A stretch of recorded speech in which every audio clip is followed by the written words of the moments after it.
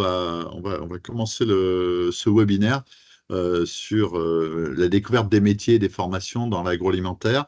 Donc, ce webinaire, il rentre dans le cadre du mois de l'orientation qui a été organisé par la PECITA, donc avec des webinaires sur différents thèmes, dont celui d'aujourd'hui. Ce webinaire est enregistré. Et donc, pour ceux qui sont présents et pour les autres, hein, c'est des enregistrements qu'on pourra retrouver sur et nos sites, enfin voilà, sur nos supports à la Piscita. Et sachant que ceux qui participent également, à la fin, on mettra nos coordonnées donc aux deux animateurs là, et donc vous pourra, si vous le souhaitez, vous envoyer des documents, répondre à vos questions ou vous envoyer le PowerPoint que nous allons vous présenter. Si vous voulez poser des questions, vu le nombre qu'on est, n'hésitez pas à les poser, peut-être avec vos micros, si vous avez envie. Sinon, voilà, je vous encourage à utiliser l'outil de conversation, voilà, sur lequel on est déjà deux à avoir mis un message. Donc, voilà.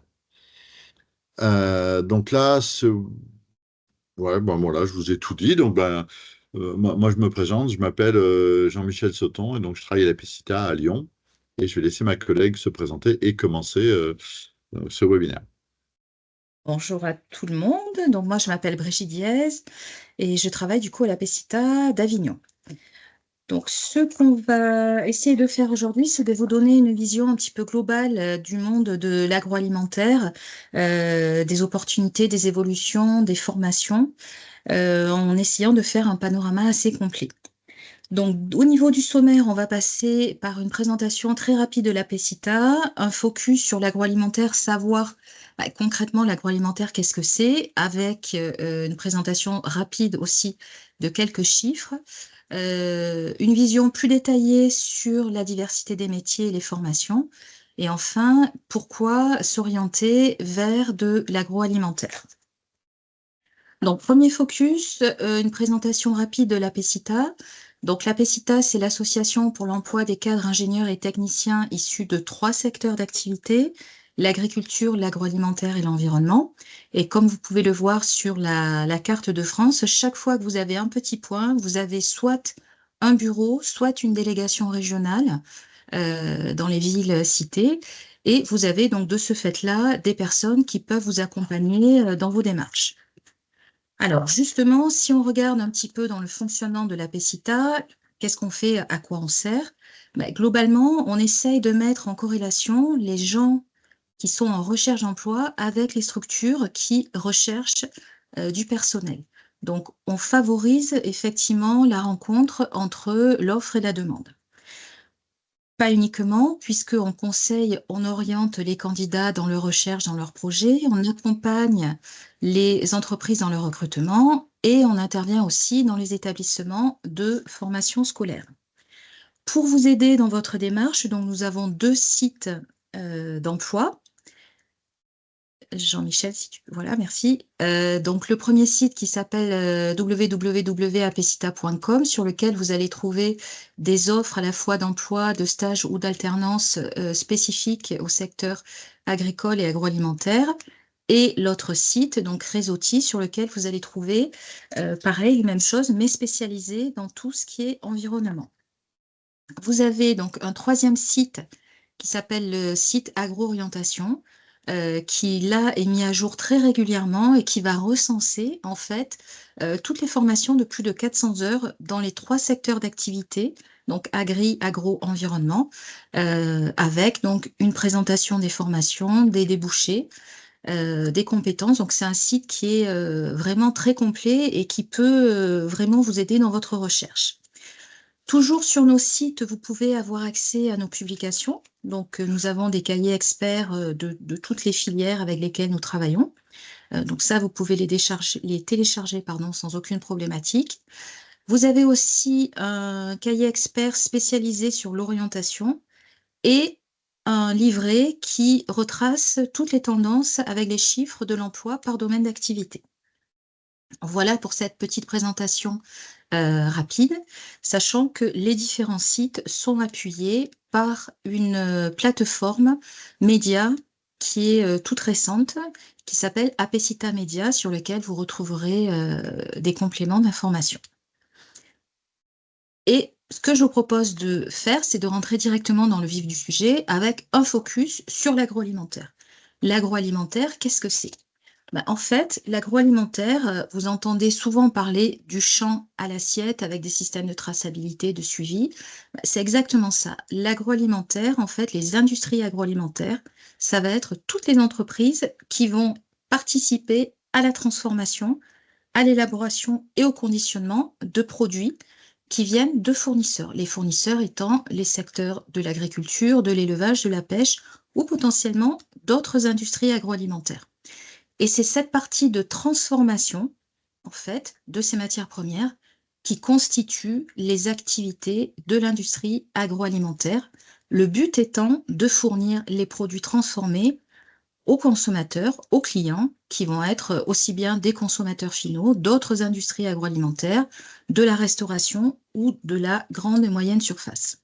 Donc, un potentiel de clients assez varié. Pour vous donner un exemple et marquer un petit peu les esprits, tout ce qui était l'agroalimentaire évolue au fil du temps. On part de l'ère préhistorique où on était avec des chasseurs-cueilleurs jusqu'à maintenant où on a des produits qui sont ultra transformés. Si on prend l'exemple du petit déjeuner, vous voyez toutes les marques, toutes les photos de produits que vous avez sont issues de l'industrie agroalimentaire. Si on regarde un petit peu plus en détail pour bien expliquer les choses, on va partir du champ qui va donner par exemple de l'alimentation animale à la vache, en se plaçant dans le cas donc d'un yaourt. Les produits laitiers, donc le lait collecté par les agriculteurs, va être livré et approvisionné dans des usines. Ces usines vont réaliser la transformation de ce lait en yaourt avec différentes étapes qui constituent en fait le process de transformation dans l'industrie laitière. Donc, avant de se lancer sur un yaourt, on va regarder est-ce qu'on va avoir effectivement des clients qui vont être intéressés pour acheter ce yaourt. Si oui, on va commencer à travailler sur la recherche, le développement, les goûts, les arômes éventuels. On va lancer des prototypes et des essais en entreprise avant de lancer une production, une commercialisation et donc d'avoir les processus supports qui vont se mettre en route, comme le contrôle qualité, comme la maintenance, comme les ressources humaines, pour arriver au final à un produit fini qui va être consommé par le client final de l'industrie agroalimentaire, potentiellement le consommateur. Pour résumer et pour simplifier, voilà, vous avez ce petit schéma qui montre bien qu'en partant de quelque chose qui est brut, l'industrie agroalimentaire va transformer la matière première en produit fini pour être distribué au client final.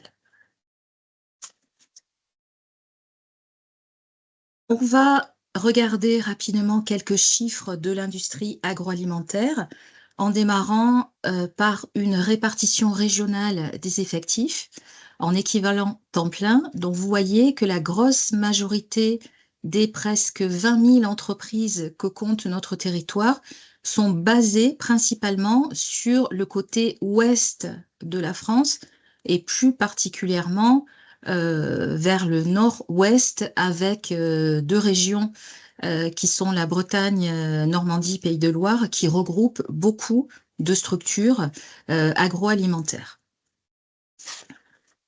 Concernant la répartition des entreprises par secteur d'activité, on a vraiment deux structures qui se différencient des autres, qui sont les industries des boissons et les industries un petit peu, alors on ne va pas dire fourre-tout, mais qui regroupent plusieurs structures comme les industries sucrières, les industries du chocolat, les assaisonnements, où on a beaucoup d'entreprises dans ces secteurs-là.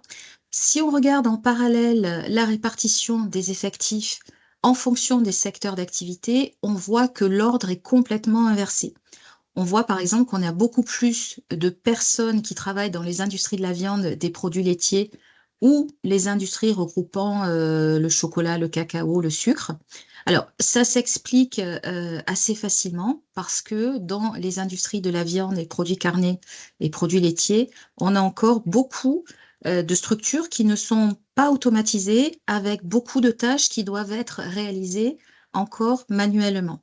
Si on prend l'exemple des boissons, alors juste si tu peux revenir, excuse-moi. Si on prend, merci, si on prend l'exemple des boissons, vous voyez qu'on a beaucoup d'entreprises, mais c'est pas là où on a le plus de salariés, puisqu'effectivement, les lignes de boissons sont très automatisées pour la majorité.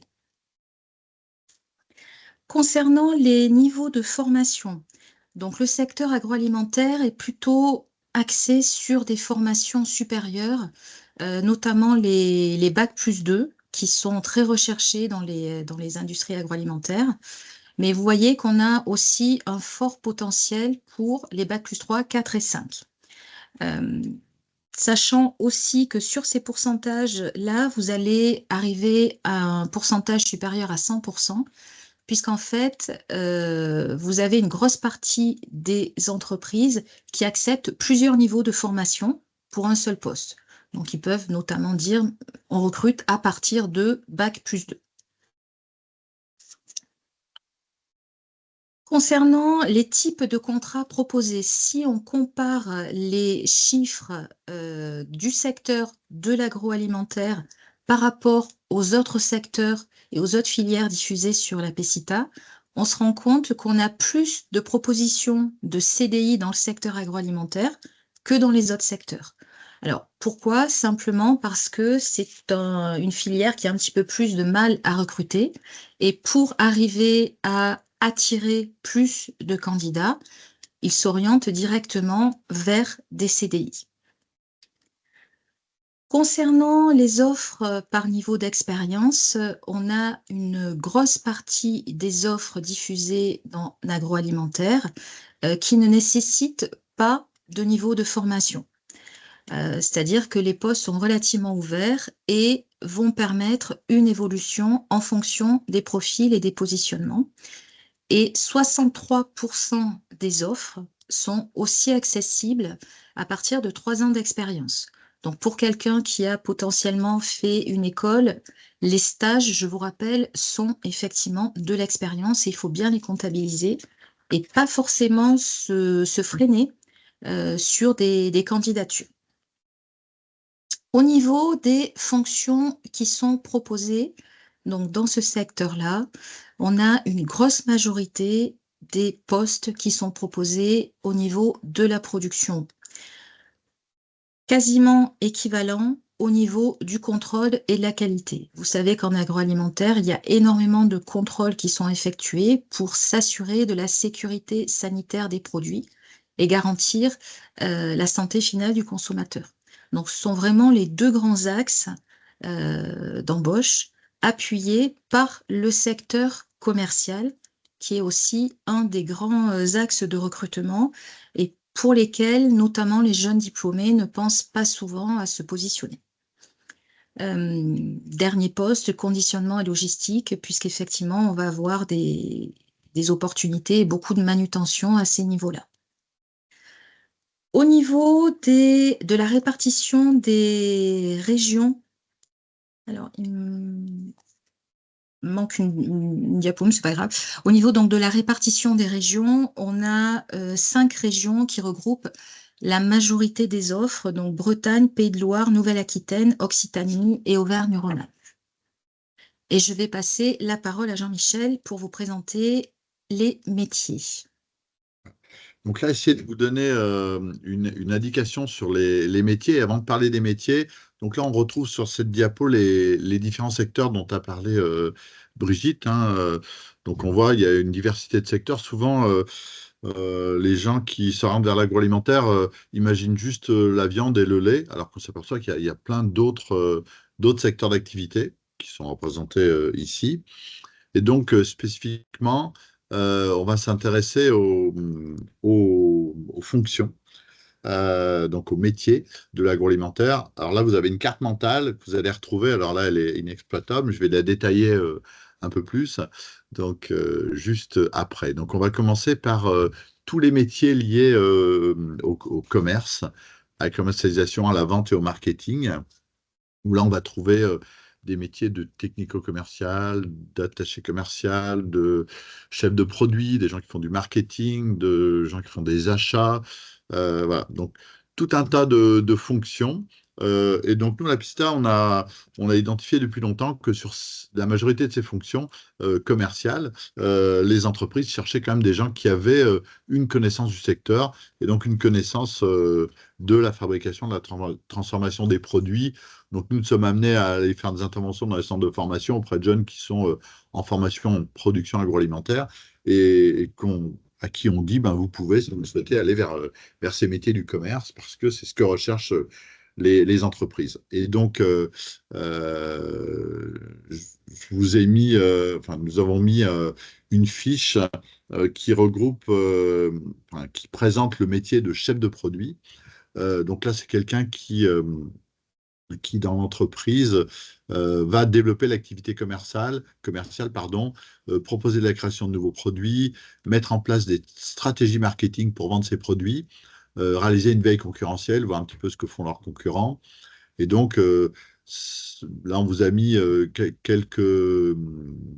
à droite de la slide, là, quelques compétences recherchées par les entreprises. Donc là, voilà, la connaissance du secteur de l'agroalimentaire, l'autonomie, l'esprit d'initiative, la maîtrise de l'anglais, voilà. Et puis, les formations possibles pour accéder à ces métiers, à ce métier de chef de produit, hein, c'est plutôt des formations type Bac plus 5, donc école d'ingénieur en agroalimentaire ou école de commerce ou master spécialisé. Donc là, on va retrouver ces fiches métiers sur le site Agro-Orientation dont vous a parlé Brigitte. Et donc, on va retrouver, par exemple, des informations sur la rémunération hein, sur cette fiche. Hein. Donc là, pour un assistant chef de produit, par exemple, on va être peut-être à un niveau de recrutement et de rémunération au recrutement qui va être de 24 kilos euros, donc 24 000 euros annuels bruts. Et puis, c'est des secteurs dans lesquels la rémunération peut dépasser les 35, voire les 40 kilos euros sur vraiment des postes de chef de produit, où là, on va chercher des gens qui ont un peu plus d'expérience. Alors, pour information, nous, on a depuis longtemps identifié que souvent, les entreprises, elles aimaient bien, sur ce type de poste de chef de produit, avoir des gens qui aient déjà une expérience commerciale et qui, après, vont s'orienter donc vers du marketing. Euh, Ensuite, l'autre groupe de fonctions, c'est toutes les fonctions liées à tout ce qui est achat, provisionnement, logistique et supply chain. Donc là, on va trouver des responsables conditionnement, des responsables logistiques, des préparateurs de commandes, des responsables des achats. Voilà, donc euh, pour illustrer ce groupe de fonctions, on a choisi la fonction de responsable logistique. Donc c'est lui qui organise lui ou elle qui organise et coordonne et gère les flux de marchandises et de produits et de matériel dans l'entreprise. C'est lui qui gère les stocks, qui planifie, coordonne les équipes, qui assure le relationnel avec les fournisseurs de matériel, de produits. Donc voilà un petit peu les, euh, les attendus dans les profils pour ce métier. Et les formations possibles, là on est plutôt sur des niveaux Bac plus 2, Bac plus 3. Donc là, par exemple, on peut faire une formation technique en agroalimentaire, un BTS Biocalim dont je vais vous parler tout à l'heure, et envisager de faire une licence professionnelle en logistique ou en supply chain, en sachant que c'est également des postes, notamment de responsable logistique, accessibles à des niveaux de formation Bac plus 5, donc ingénieur ou master en agroalimentaire ou directement en logistique ou supply chain. Brigitte l'a dit, hein, on va trouver également dans les entreprises agroalimentaires, qui sont des industries, des fonctions transverses. Donc, on retrouve dans quasiment toutes les entreprises hein, des postes de direction, de comptables, de contrôleurs de gestion, d'informaticiens, de juristes. Voilà.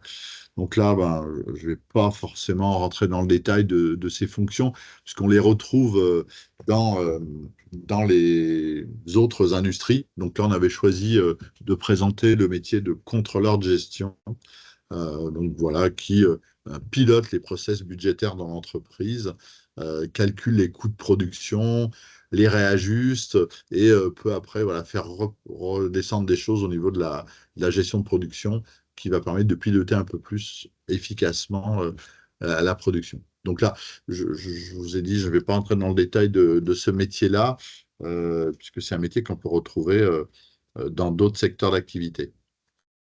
Ensuite, on va trouver des fonctions dans tout ce qui est production. Donc, Brigitte vous l'a dit, hein, ce sont les fonctions qu'on retrouve le plus souvent dans les entreprises. C'est là qu'il y a le plus de besoins. Donc là, on est sur des postes de conducteur de ligne, d'opérateur de production, de chef d'équipe, de directeur de site, de technicien en ordonnancement.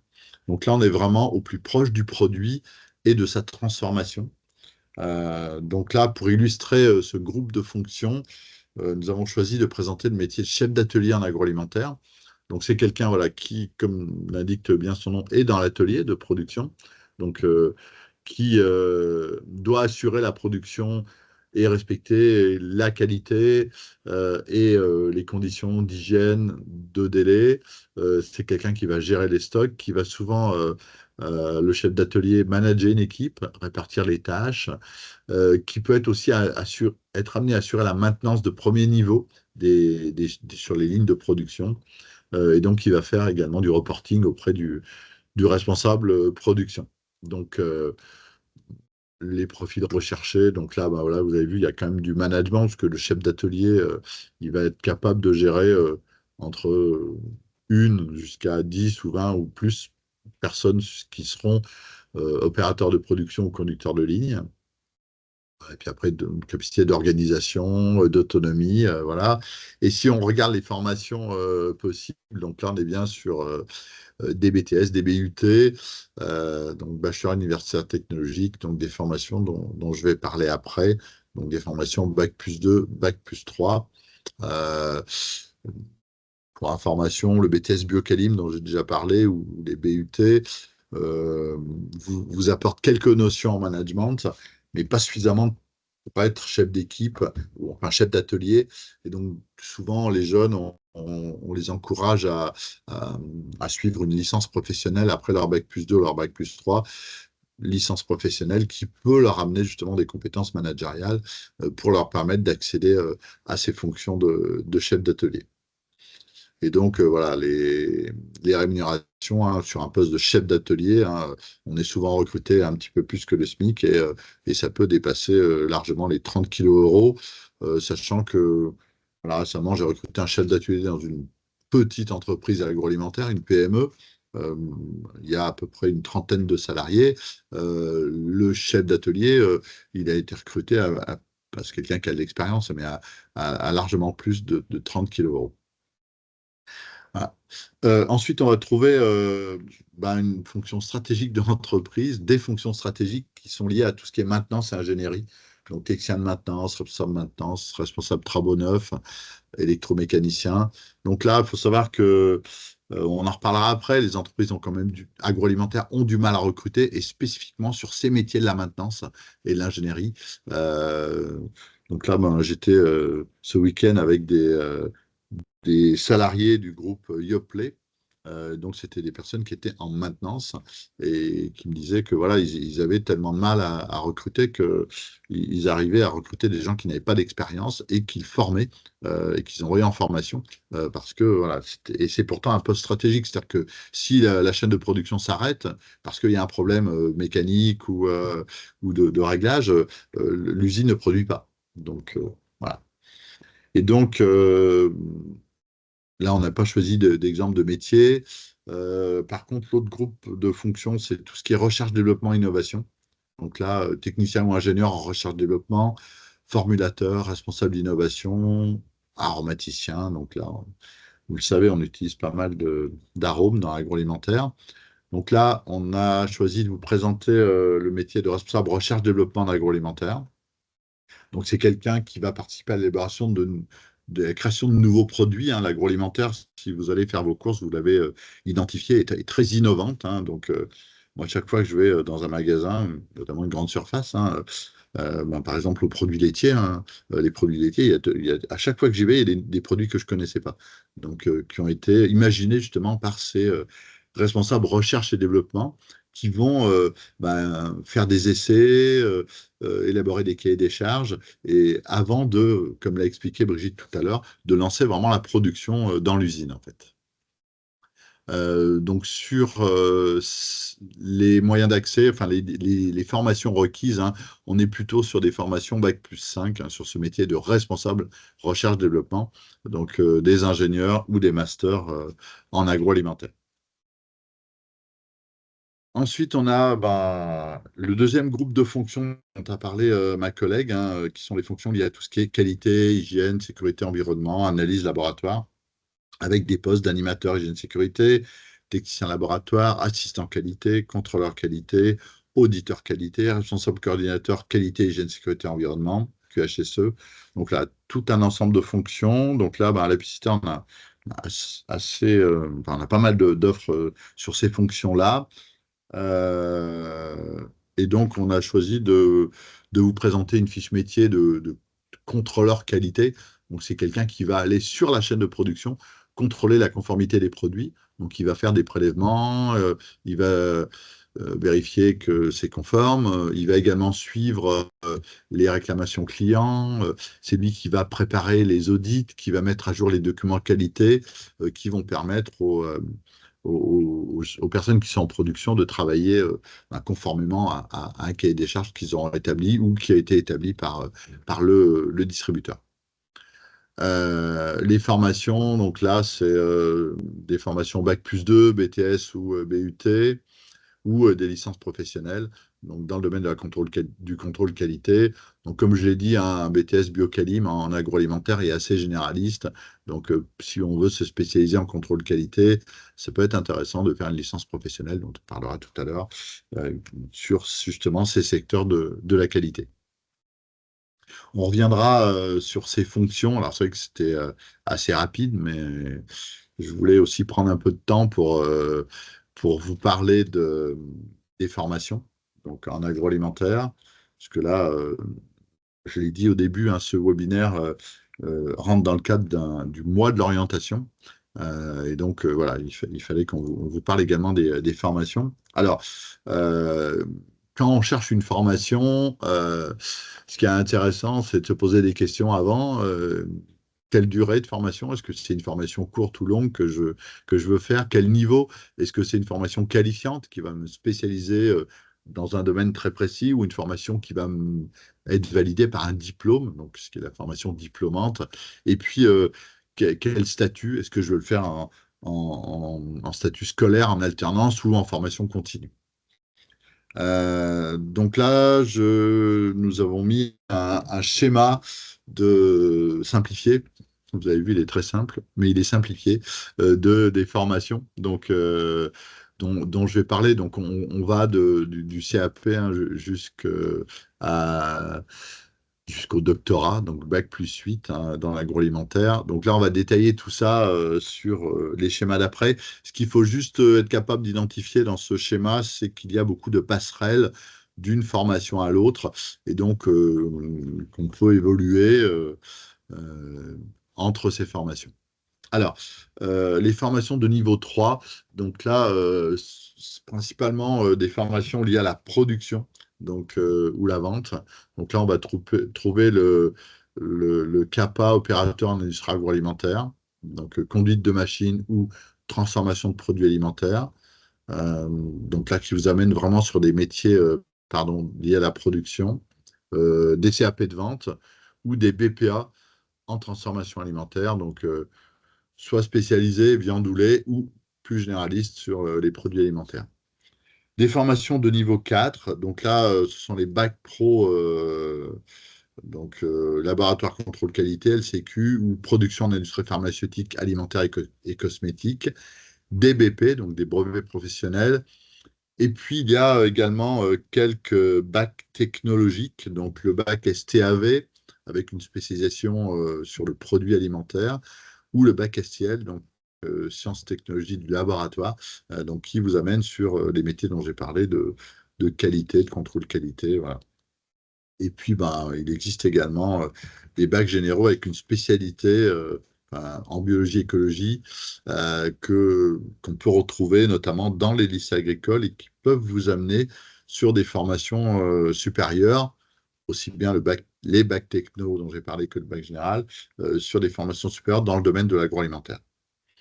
Alors justement, les formations supérieures de niveau 5, on va trouver le BTS Biocalim dont j'ai parlé, donc qualité, alimentation, innovation et maîtrise sanitaire. Le BTS Anabiotech, donc analyse biologique, biotechnologique, agricole et environnementale. Donc le BTS également technico-commercial, alimentation et boissons ou vin, bière et spiritueux. Et puis deux BTS qui, eux, ne dépendent pas du ministère de l'Agriculture, donc qui ne se font pas dans les lycées agricoles, qui sont le BTS bioqualité et bioanalyse et contrôle, qui peuvent trouver leur champ d'application sur l'agroalimentaire.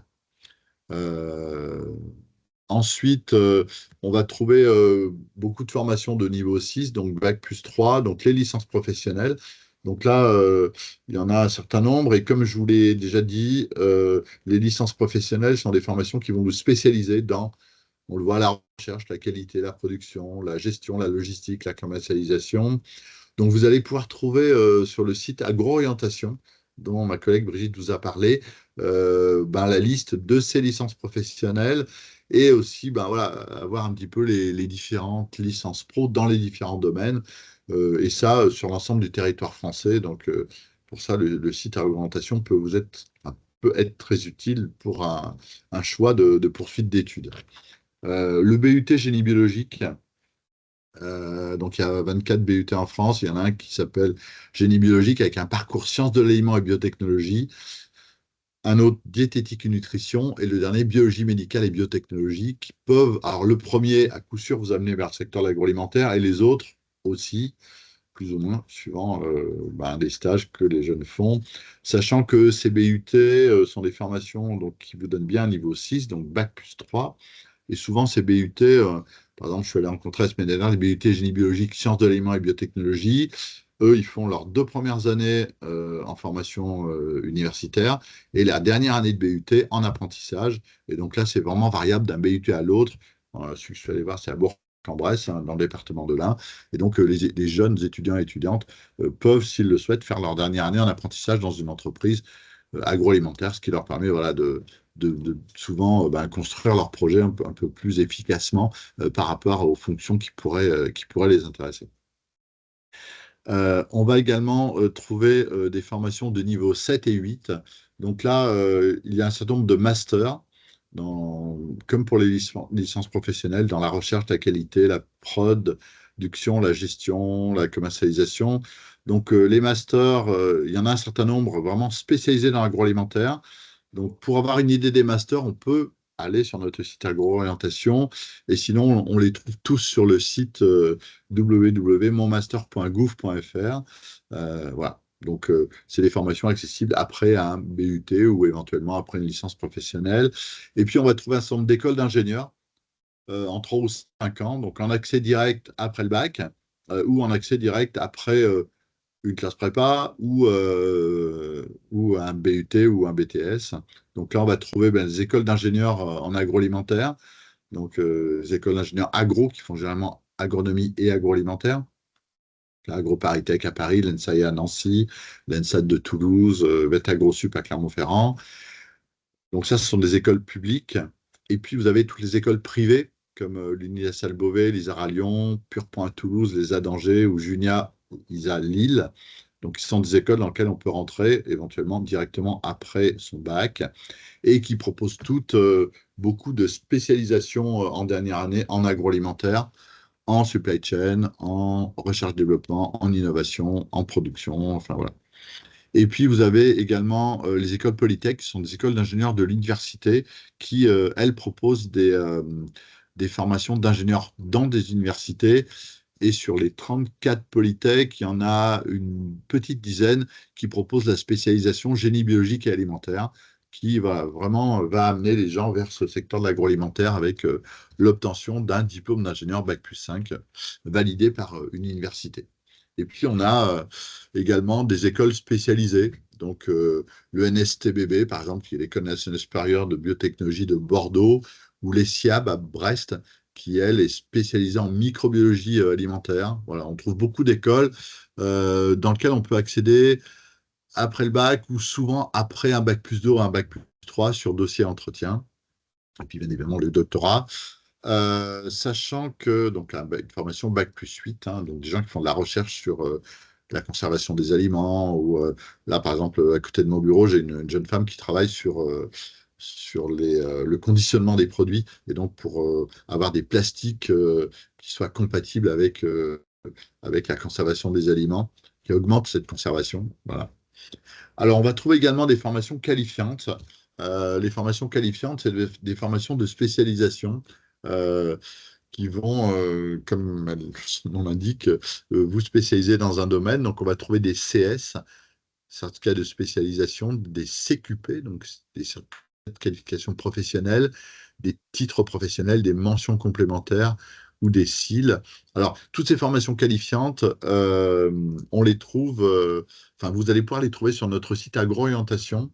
Alors, c'est des formations qui ne sont pas évidentes à trouver parce qu'on ne va pas les trouver sur la plateforme Parcoursup, on ne va pas les trouver sur les plateformes e-candidats des universités ou le site Mon Master. Mais voilà, c'est sur le site Agro-Orientation, donc des formations qui vont vraiment vous spécialiser dans un domaine. Donc, par exemple, il y a des CS qui existent dans tout ce qui est plantes aromatiques médicinales à parfum, donc notamment dans le sud de la France, dans la région PACA, d'où vient ma collègue Brigitte, qui vont voilà, vous spécialiser dans tout ce qui est ben, la fabrication, la transformation, distribution de ces produits cosmétiques, etc. Alors, je l'ai déjà dit, mais je vous le répète, hein, pourquoi se former après un bac plus 2 et un bac plus 3 en faisant une licence professionnelle? Donc, pour se spécialiser, ça je l'ai déjà dit, pour développer une double compétence. Donc, nous conseillons beaucoup aux jeunes qui ont une formation bac plus 2, bac plus 3, s'ils visent une licence professionnelle, de se dire, je vais prendre une licence professionnelle qui va réellement m'apporter quelque chose en plus par rapport à ma formation initiale. Donc, si j'ai vraiment envie de me spécialiser en qualité après un BTS Biocalim, voilà, la licence professionnelle en qualité va m'apporter des connaissances sur les systèmes d'assurance qualité, l'HACCP, les normes IFS, BRC, etc. Et puis, c'est également l'autre avantage, c'est réaliser une nouvelle expérience professionnelle, puisque la quasi-majorité de ces licences professionnelles se passent en alternance, en apprentissage dans une entreprise. Donc, les jeunes qui font ça acquièrent ben, quasiment un an d'expérience en plus avant d'arriver sur le marché de l'emploi. Sachant que je ne compte pas le nombre de jeunes qui ont fait une licence professionnelle en apprentissage dans une entreprise et qui ont été embauchés dans leur entreprise, ou en tout cas qui se sont vus proposer un contrat dans l'entreprise dans laquelle ils étaient en apprentissage.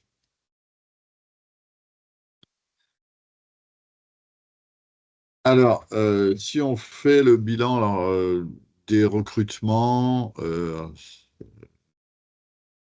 voilà. Donc là, nous, on a, juste pour résumer, on a vraiment vu depuis déjà ben, 2020 une augmentation du nombre de recrutements en alternance. Donc, Brigitte vous l'a dit, sur notre site, on va trouver, enfin, sur nos sites, on va trouver des offres en CDI, CDD, mais la part des offres en alternance a augmenté de manière assez conséquente. Alors, c'est vrai, bien aidé par les aides de l'État, mais voilà. Euh, et puis, c'est des recrutements jeunes. On voit 8 recrutements sur 10 concernent des métiers liés à la production. Voilà. Et c'est beaucoup sur la production et la commercialisation qu'on va trouver ces recrutements. Alors, vous donner des petites informations sur pourquoi choisir l'agroalimentaire. Donc là, c'est ma collègue Brigitte qui va le faire, parce qu'elle, elle vient du secteur de l'agroalimentaire. Donc, elle vend beaucoup mieux que moi ce secteur. Alors, donc, pour ceux qui connaissent pas forcément bien le secteur de l'agroalimentaire, il faut savoir que c'est un secteur qui est extrêmement riche et extrêmement varié. Déjà, gros avantage qu'on peut avoir, c'est que vous allez trouver n'importe où que vous habitiez des structures agroalimentaires. Donc, il y a forcément une implantation autour de chez vous de structures. Donc, on a une répartition qui est très homogène au niveau du territoire concernant les structures agroalimentaires. Le deuxième point, c'est que c'est une filière qui est en progression constante et qui recrute. Elle recrute, pourquoi? Parce qu'on a des développements au quotidien, on a des évolutions, que ça soit dans le secteur ou en transversal. Donc, c'est vraiment un secteur qui est en mouvement perpétuel. On l'a vu tout à l'heure, en troisième point, on recrute plutôt en CDI. Pourquoi? Parce que le secteur de l'agroalimentaire, c'est pas forcément un secteur qui attire les jeunes profils, à tort, parce que, comme je vous le disais, il est extrêmement riche. On va voir ça un petit peu plus loin. Et donc, l'opportunité de démarrer sa carrière ou de revenir dans le secteur de l'agroalimentaire avec un CDI, c'est quelque chose qu'il faut vraiment prendre en compte. Et enfin, c'est aussi un secteur qui est plus rémunérateur que d'autres secteurs ou d'autres filières potentielles.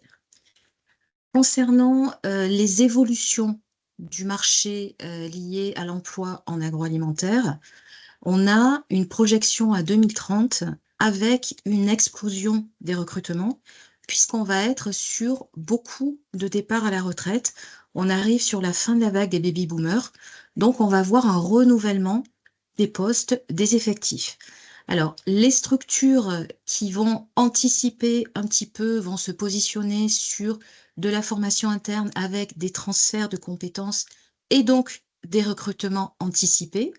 Donc, les offres devraient, en théorie, démarrer et être beaucoup plus importantes à partir de 2028-2029. Sachant que, encore une fois, sans le départ de ces baby boomers, on a quand même beaucoup d'opportunités et d'offres dans le secteur de l'agroalimentaire. Autre point à souligner, pendant les crises, la crise Covid qu'on a eue, c'est un des rares secteurs qui a continué à travailler et à fonctionner. Et c'est un secteur qui continuera à fonctionner même pendant les crises, tout simplement parce qu'on a besoin de nourrir les populations. Donc, ce sont des emplois qui sont relativement stables et pérennes. Autre point d'intérêt pour rejoindre le secteur de l'agroalimentaire, c'est le potentiel d'évolution. C'est une des rares filières dans lesquelles moi j'ai eu l'opportunité de pouvoir basculer dans différents services et de voir des structures ouvrir leurs services à des rotations internes. C'est-à-dire qu'en étant par exemple en qualité, on pouvait passer en R&D. Ça, c'est pas le plus gros choc de changement de fonction. Par contre, on a aussi des passerelles pour passer, par exemple, de la production à la qualité, de la production aux ressources humaines. C'est vraiment un secteur qui présente une grande transférabilité des compétences et de ce fait, une identification des potentiels individuels. Si on se projette un petit peu dans les années à venir, les années qui commencent à changer, on va avoir beaucoup d'évolutions donc dans ce secteur de l'agroalimentaire. On a à l'heure actuelle déjà 5 axes qui se sont profilés et sur lesquels les industriels évoluent. Donc, qui dit industriel qui évolue, toutes les équipes sur le terrain évoluent avec des recherches de compétences et de potentiels spécifiques. Le premier pôle sur lequel on constate des évolutions assez importantes concerne tout ce qui va être la prise de conscience des déchets, de la dégradation de notre planète, avec un développement d'une alimentation qu'on va appeler durable, mais qui est plus responsable, avec des essais de limiter nos empreintes carbone, de limiter les déchets, de favoriser les circuits courts, de favoriser des liens et des partenariats entre les structures agroalimentaires et les agriculteurs, en imposant notamment des cahiers des charges un petit peu spécifiques qui vont permettre de protéger les sols. Et on parle dans ce cas-là d'agriculture régénérative. Autre pôle d'activité, vous avez tous entendu parler des aliments que j'appelle les aliments avec ou sans, ou les aliments plus avec. Des aliments avec moins de sucre, mais plus de goût. de la viande avec moins de gras et plus de protéines pour les plats transformés, par exemple. On se positionne aussi sur des boissons, des produits d'une façon générale qui vont avoir un impact et des bénéfices pour la santé. Donc ça peut être des boissons avec des vitamines, des boissons sans alcool, des viandes qui sont fabriquées en laboratoire pour éviter tout ce qui va être surconsommation, par exemple de l'eau. On est en train de basculer sur des produits un petit peu différents avec aussi des substituts de repas ou tout simplement une orientation sur une alimentation protéique avec, par exemple, des insectes. C'est quelque chose qui est en train de énormément se développer et qui est vraiment une voie d'avenir de l'industrie agroalimentaire. Donc tout ça, ça représente ce qu'on va appeler le pôle d'alimentation végétale avec tout ce qui va être alternative aux produits qu'on a connus jusqu'à l'heure actuelle. Autre point sur lequel les entreprises agroalimentaires sont extrêmement attentives concerne tout ce qui est traçabilité et transparence alimentaire. On a eu ces derniers temps pas mal de crises alimentaires et c'est devenu vraiment une priorité avec notamment de plus en plus de démarches de certification, de contrôle, d'audit qui vont sécuriser tout ce qui va être justement cette traçabilité pour rassurer le consommateur. Et on a au niveau mondial une nouvelle pratique qui est en train de se mettre en place qui s'appelle la blockchain, qui va assurer en fait la traçabilité de votre produit, de la culture au champ jusqu'à la boîte que vous avez en main. C'est quelque chose qui est notamment déjà réalisé pour les biscuits Petit Lu, où en fait vous avez un flash code, vous flashez le code et vous allez avoir la parcelle sur laquelle a été cultivé le blé. Et donc, c'est une sécurisation, en fait, de tout cet aspect traçabilité. Concernant l'étiquetage, on a aussi des étiquetages qui vont évoluer au niveau de la liste des ingrédients, avec notamment des démarches de Clean Label, où on va essayer de limiter au maximum le nombre d'ingrédients, idéalement en se fixant à 4-5 ingrédients. Ça veut dire aussi une limitation de tous les additifs, de tous les conservateurs, de tous les stabiliseurs qu'on peut trouver dans certains produits agroalimentaires, notamment les produits ultra transformés. Donc vous voyez que la démarche, les entreprises sont en train vraiment de se mettre en rang de fonctionnement pour clarifier en fait tous leurs procédés, les ingrédients et rassurer les consommateurs au niveau de la traçabilité. Quatrième point sur lesquels les entreprises travaillent énormément et pour lesquels on va aussi avoir des recrutements qui vont être importants dans ces secteurs-là, on va parler de super aliments qui vont favoriser la microbiote intestinale, des aliments qui vont être à la limite des aliments entre guillemets santé, donc qui sont souvent aussi associés à des études pharmaceutiques ou médicales pour favoriser ou limiter des apparitions de maladies. On va avoir aussi des aliments qui vont être des aliments bien-être émotionnel. On va beaucoup parler de produits fermentés, donc pareil, qui vont avoir un impact sur la santé du consommateur. Et sur certaines grosses structures, on est en train de se positionner sur des aliments santé avec une association, euh, avec des analyses génétiques sur certains profils particuliers. Et donc là, ces études, cette nutrition personnalisée se fait en collaboration avec des établissements médicaux. Dernier point sur lesquels les entreprises sont en train d'intégrer des choses nouvelles. Donc, ça va être tout ce qui va être l'intelligence artificielle, puisque on a à l'heure actuelle des échantillons de produits qui viennent d'études issues de l'intelligence artificielle, de tendances qui sont données par l'intelligence artificielle, d'associations de composants qui sont issus de cette intelligence et qui sont en train d'être testés dans les entreprises pour de potentielles commercialisations. En parallèle, on est en train de voir disparaître tout ce qui était la culture papier.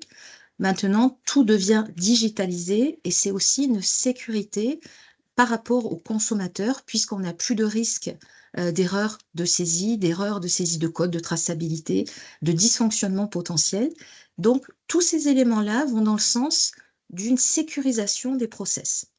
Donc, vous voyez, on est vraiment en peut-être, on ne peut pas dire une grosse révolution, mais on est en évolution constante des secteurs de l'agroalimentaire et donc avec des nouveaux métiers qui vont se créer, se développer. Si on regarde les métiers actuels, à l'heure actuelle dans l'agroalimentaire, on part d'une étude de marché sur les attentes du client, l'objectif étant d'aller à la satisfaction du client, donc du consommateur final. Et pour ce faire, on a une succession de process, d'étapes de fabrication, si vous voulez, qui vont aller de la réception des matières premières à la transformation, au conditionnement, en passant par la planification et l'ordonnancement, avec tous ces métiers supports qui vont être la qualité, la maintenance, le marketing, le commerce. Et toutes ces étapes, ces process vont être pilotés par ce qu'on va appeler un comité de direction, donc la direction et les différents chefs de service. Les principaux métiers, on en a parlé tout à l'heure avec Jean-Michel, vous les retrouvez là. On va voir des personnes qui vont travailler en R&D, en production, en qualité, en maintenance, en commercialisation et en logistique. Mais avec les 5 piliers qui sont en train de se développer, on va avoir une évolution des métiers avec des métiers en devenir.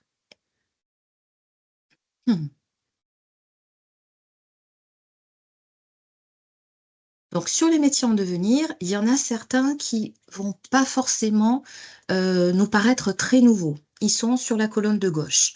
On peut avoir voilà, des postes de responsables en éco-conception des emballages alimentaires. On a déjà des postes dans ce secteur-là, dans les emballages alimentaires. On va avoir vraiment une orientation sur la limitation, la réutilisation, voire la consommation par des animaux de ces emballages. Maintenant, on va avoir un positionnement sur des métiers qui sont vraiment en développement et en vraie phase d'essor, avec notamment des experts en fermentation. On va développer des produits qui vont favoriser notre santé intestinale. On va avoir, comme je vous disais tout à l'heure, des postes sur le système de traçabilité mondiale avec des postes de responsables de blockchain ou de consultants en sécurité sanitaire et alimentaire. On a parlé aussi de tout ce qui était automatisation, process, évolution. On va avoir des personnes qui vont être spécialisées dans tout ce qui est la maintenance automatique et spécifiquement tout ce qui va être robotique alimentaire, puisqu'on est en train d'automatiser un maximum de choses. Donc, tous ces métiers-là vont faire qu'on va avoir vraiment une grosse évolution des métiers avec des recherches de profils un petit peu atypiques et avec aussi une prise de conscience des entreprises sur le fait qu'on ne va pas pouvoir trouver le profil idéal. Donc, on va beaucoup se positionner sur les compétences transférables et aussi les évolutions internes avec des formations internes. En sachant que, donc, au sein d'une structure agroalimentaire, vous pouvez bien sûr progresser, évoluer, vous former, mais si jamais vous ne souhaitez pas rester dans la structure, dans une structure agroalimentaire, vous avez des potentiels d'évolution qui sont extrêmement variés. Il faut savoir que l'industrie agroalimentaire est une industrie d'excellence, où il y a beaucoup d'exigences, où les personnes qui travaillent dans ces entreprises travaillent avec des cadres et un fonctionnement très pointu. Et donc, ces fonctionnements, ces compétences sont aussi très recherchées dans d'autres secteurs d'activité. Donc, moi, je connais beaucoup de personnes qui ont basculé de l'industrie agroalimentaire vers des industries cosmétiques vers de la recherche, vers des administrations ou de l'enseignement. Et inversement, on a aussi beaucoup de personnes qui sont venues dans l'agroalimentaire en apportant leurs compétences, en apportant leur vision des choses et qui ont évolué et fait évoluer les structures issues de l'agroalimentaire.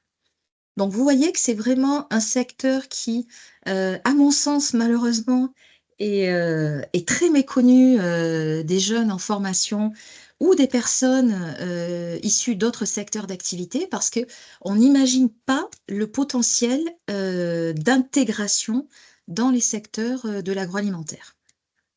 Voilà, on arrive à la fin de notre présentation avec Jean-Michel. Donc, on va vous laisser poser vos questions si vous voulez échanger maintenant. Ou sinon, vous pouvez nous joindre sur nos adresses mail si vous souhaitez avoir soit plus d'informations, soit avoir des informations plus spécifiques. Voilà. Au revoir Séverine, du coup. Et puis, pour les autres, on reste à votre disposition si vous avez des questions avec Jean-Michel. Sachant que pour compléter la dernière slide qu'a présentée Brigitte, là, juste avant le webinaire, là, je suis allé échanger avec des jeunes et des moins jeunes qui sont dans un incubateur d'entreprises agroalimentaires. Et c'est des gens qui, souvent, comme l'a dit Brigitte, travaillent dans l'agroalimentaire et sont en train de créer leur entreprise. Donc là, par exemple, là, il y a 2 jeunes femmes qui sont en train de travailler sur une entreprise qui s'appelle Épate-moi, donc qui, en fait, fabrique du chocolat sans cacao. Et c'est un peu d'actualité, puisque je ne sais pas si vous avez suivi les informations, mais le secteur du cacao est en crise, puisque les 2 premiers producteurs mondiaux, donc le Ghana et la Côte d'Ivoire, ont eu des gros problèmes de production. Et donc voilà, une alternative, c'est d'utiliser d'autres produits pour fabriquer le chocolat. Et donc ces 2 jeunes filles sont en train de créer leur entreprise dans ce secteur. Donc voilà. C'est une des solutions, c'est celle-là, créer son entreprise. Ou aller vers d'autres secteurs, comme l'a dit Brigitte. Est-ce que vous avez des questions, des points sur lesquels vous souhaiteriez qu'on revienne?